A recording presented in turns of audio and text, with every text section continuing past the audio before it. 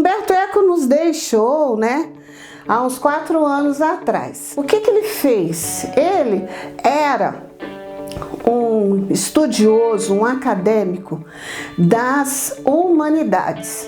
Na Itália, a forma de se organizar os conteúdos é diferente aqui do Brasil.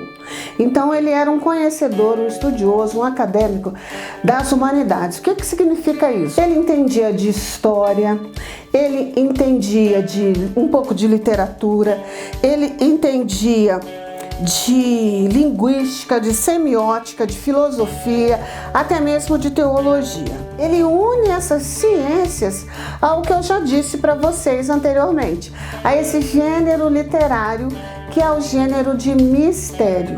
No decorrer do livro, nós vamos encontrar várias homenagens que ele faz a esse gênero. Que homenagens são essas?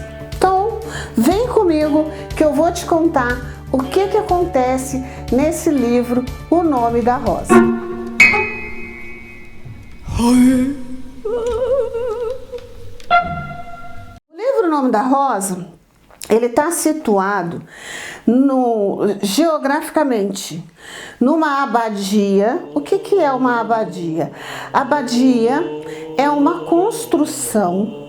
Na Idade Média, ela quase era uma cidade, uma construção onde vivem os monges ou freis. Eu não vou entrar no mérito para te explicar a diferença de monge e frei, mas vivem os abades, os freis.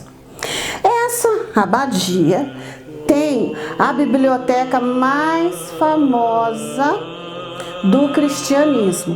Nesta abadia, ao mesmo tempo, está acontecendo um concílio. O que é um concílio? Concílio é uma reunião de religiosos católicos que eles se encontram de tempos em tempos para discutir determinados temas da igreja, temas polêmicos. O concílio não acontece assim, na paz e no amor, não.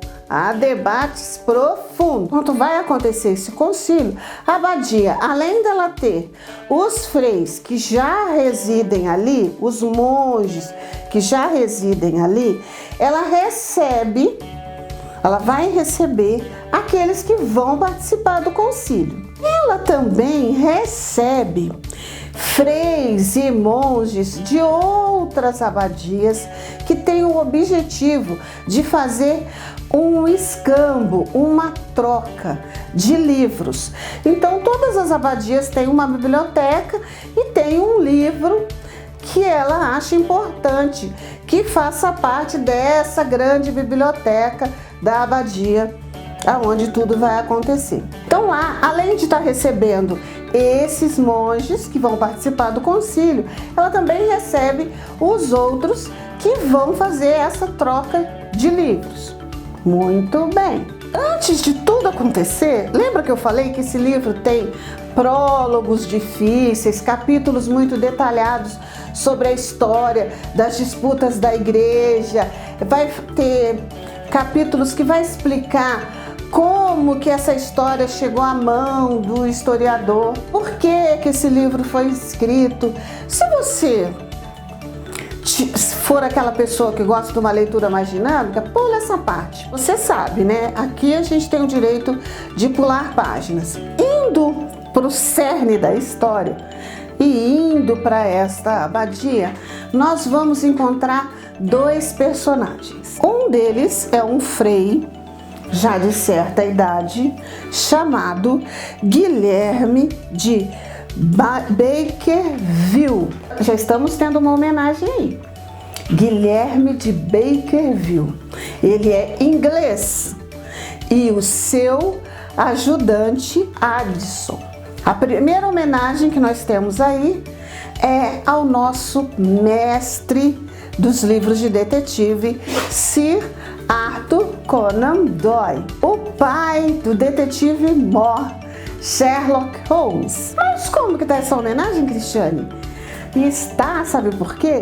Porque Bakerville, o sobrenome do Guilherme, remete a um livro do Sherlock Holmes chamado O Cão dos Baskerville. A pronúncia Addison em italiano é muito próxima de Watson. Quem é o Watson? O nosso colega, companheiro e auxiliar do nosso Sherlock Holmes. Olha a primeira homenagem aí.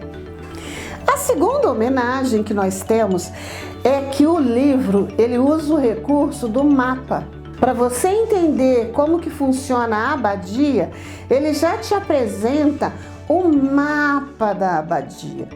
Quem usava esse recurso dos mapas, meus queridos? A nossa mestra dos livros de mistério e de detetive, Agatha Christie. Esses dois vão caminhando até a abadia e já antes de chegar na abadia, o nosso frei, nosso monge, escolha o nome que você quiser, que para mim eu vou usar nosso detetive religioso, já resolve um mistério. E o fato dele resolver esse mistério chega aos ouvidos do abade. Quem é o abade? Abade é o chefe da abadia, é o pai dos monges, é o líder da abadia, é o líder religioso e administrativo de um mosteiro ou de uma abadia. Aos ouvidos desse abade, o poder, a inteligência do nosso detetive, do nosso frei, do nosso monge detetive, o abade vai pedir para ele solucionar um mistério que está ocorrendo naquela abadia. Que mistério é esse que vai estar acontecendo lá? Eu vou te contar mais algumas coisas que esse livro tem para te oferecer. Outras homenagens. Dentro da abadia existe toda uma organização de tarefas. Então você vai conhecer o monge ou frei, que é o celeiro, responsável pelos cavalos, o monge, que é responsável pelas ervas, que é o herborista. Você vai conhecer o frei, que é o vidraceiro, que ele cuida das vidraças, mas também das lentes para ajudar a ler. Você vai conhecer os monges copistas que ficam na sala de estudos, que ficam copiando à mão os livros. Você vai conhecer cada função que eles exercem ali. E um desses monges é o bibliotecário, que se chama Jorge. Esse bibliotecário, ele é responsável por aquela biblioteca incrível que tem lá. Dizem que nessa biblioteca contém um livro proibido, que é um livro de Aristóteles. E esse livro, o nosso querido detetive quer muito ter em mãos. E, aliás, ele está indo participar desse concílio muito mais com desejo de conhecer a biblioteca e pegar nesse livro do que realmente discutir teologia. Esse bibliotecário também é uma homenagem. O nome dele é Jorge, ele é cego, ele cuida da biblioteca e essa biblioteca ela é toda construída em forma de labirintos. Que homenagem é essa, Cristiane? Humberto Eco quer homenagear ao escritor argentino Jorge Luis Borges, que foi presidente da Biblioteca Nacional de Buenos Aires, que ao fim da sua vida ele ficou cego. Ele foi homenageado por um presidente italiano em 1961, isso quer dizer, Humberto Eco conhecia a obra dele. Na sua obra literária, ele usa muito o recurso dos labirintos. Olha outra homenagem aí. Uma coisa muito interessante que você vai encontrar nesse livro são alguns debates. É muito incrível um encontro que o nosso detetive tem com um colega frei, que ele fica assim: nossa, o que você está fazendo aqui? É claro que ele não usa essa linguagem, Mas o Frei fala assim: bem, eu fui perseguido porque uma época a igreja era a favor da pobreza. Eu decidi seguir a pobreza. Aí a pobreza foi proibida. Outra época, a igreja era a favor da leitura, da sabedoria. Aí a leitura e a sabedoria foi proibida. Outra parte interessante é a discussão que tem entre o nosso detetive e esse personagem, o Jorge, sobre o riso. Se o cristão, se o católico, se Jesus ria, se rir era proibido, se rir é um pecado, né? Um debate sobre o riso. Ao Jorge compete ter a opinião de que rir afasta o medo, que rir não é uma coisa sagrada. Já o nosso detetive alega que não, que rir faz parte da natureza humana.